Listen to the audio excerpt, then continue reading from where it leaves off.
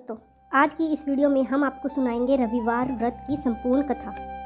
प्राचीन काल में एक बुढ़िया थी। वह नियमित रूप से रविवार का व्रत करती थी। रविवार के दिन सूर्योदय से पूर्व उठकर बुढ़िया स्नान आदि से निर्वित होकर आंगन को गोबर से लीप कर स्वच्छ करती।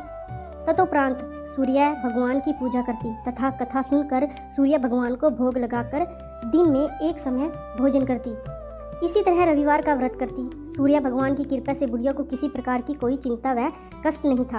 उसका घर धन धान्य से भरा हुआ था। उस बुढ़िया को सुखी देख उसकी पड़ोसन उससे बहुत जलती थी। बुढ़िया रोजाना पड़ोसन के आंगन में बंधी गाय का गोबर लाती और अपना घर लीपती।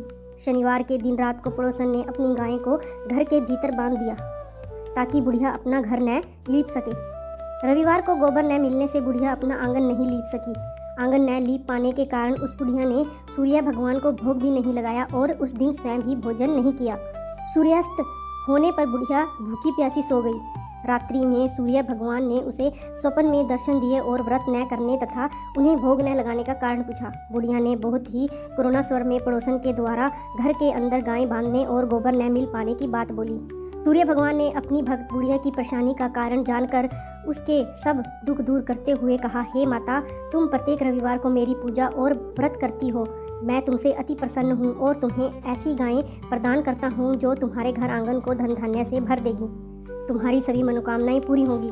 स्वप्न में उस बुढ़िया को ऐसा वरदान देकर भगवान सूर्य अंतर्ध्यान हो गए।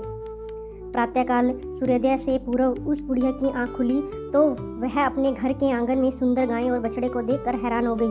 गाय को आंगन में बांधकर उसने जल्दी से उसे चारा लाकर खिलाया। पड़ोसन ने उस बुढ़िया के आंगन में बंधी सुंदर गाय और बछड़े को देखा तो वह उससे और अधिक जलने लगी। तभी गाय ने सोने का गोबर किया। गोबर को देखते ही पड़ोसन की आंखें फट गई। पड़ोसन ने उस बुढ़िया को आसपास न पाकर तुरंत उस गोबर को उठाया और अपने घर ले गई तथा अपनी गाय का गोबर वहां रख आई। सोने के गोबर से पड़ोसन कुछ ही दिनों में धनवान हो गई। गायें प्रतिदिन सूर्योदय से पूर्व सोने का गोबर करती और बुढ़िया के उठने से पहले ही पड़ोसन उस गोबर को उठाकर ले जाती, परंतु बहुत दिनों तक बुढ़िया को सोने के गोबर के बारे में कुछ पता नहीं चला। बुढ़िया पहले ही तरह हर रविवार को भगवान सूर्यदेव का व्रत करती रही और कथा सुनती रही। सूर्य भगवान को जब पड़ोसन की चालाकी का पता चला तो उन्होंने एक दिन तेज आंधी चलाई। आंधी का प्रकोप देखकर बुढ़िया ने अपनी गाय को घर के भीतर बांध दिया। पड़ोसन सोने का गोबर न ले जा सकी। सुबह उठकर बुढ़िया ने सोने का गोबर देखा तो उसे बहुत आश्चर्य हुआ। उस दिन के बाद बुढ़िया गाय को घर के भीतर बांधने लगी। सोने के गोबर से कुछ ही दिनों में वह बुढ़िया बहुत धनी हो गई। बुढ़िया के धनी होने से पड़ोसन और बुरी तरह जल भूनकर राख हो गई। अब की बार उसने अपने पति को नगर के राजा के पास भेजा और बुढ़िया के पास सोने का गोबर देने वाली गाय के बारे में बताया। राजा ने अपने सैनिक भेजकर बुढ़िया की गाय लाने का आदेश दे दिया। सैनिक बुढ़िया के घर पहुंचे। उस समय बुढ़िया सूर्य भगवान को भोग लगाकर स्वयं भोजन ग्रहण करने वाली थी। राजा के सैनिक जबरदस्ती गाय और बछड़े को महल की ओर ले चले। बुढ़िया ने प्रार्थना की, बहुत रोई चिल्लाई, लेकिन राजा के सैनिक नहीं माने। गाय व बछड़े के चले जाने से बुढ़िया को बहुत दुख हुआ। उस दिन उसने कुछ नहीं खाया और भूखी प्यासी सारी रात सूर्य भगवान से गाय व बछड़े को लौटाने के लिए प्रार्थना करती रही। गायें देखकर राजा बहुत खुश हुआ। सुबह जब राजा ने सोने का गोबर देखा तो उसके आश्चर्य का ठिकाना न था।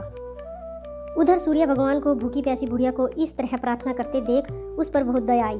उसी रात सूर्य भगवान ने राजा को स्वप्न में कहा, राजन, बुढ़िया की गाय व बछड़ा तुरंत लौटा दो, नहीं तो तुम पर विपत्तियों का पहाड़ टूट पड़ेगा।